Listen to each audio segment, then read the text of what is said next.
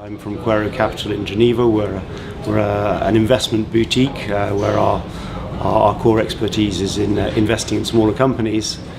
So I was very happy to come this morning at the IR conference to talk about all the big changes that are happening this year in the relationship between sell side, buy side, and corporates, which are being accelerated by MiFID, which comes in on the 3rd of January, as we all know.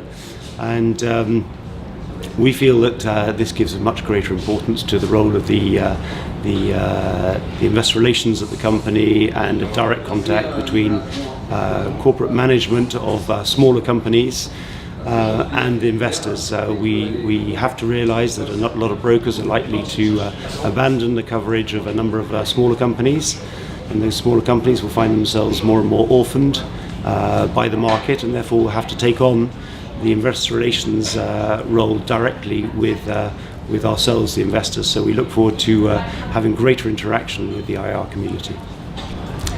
In fact, we particularly do like investing in companies that are totally unknown, where they already are orphaned, they already have been abandoned by the investment community, and that usually ends up in a lower valuation for the company. We are value investors, so that we like. What we do like to see afterwards, however, once we are invested in the company, and we tend to be invested for 3, 4 or 5 years, is to see that company make a big improvement in their IR effort.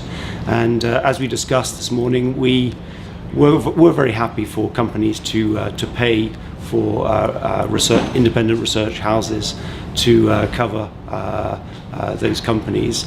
We're not worried about the independence of those research houses, in that we're not particularly interested in the buy or sell recommendations of the brokers today anyway.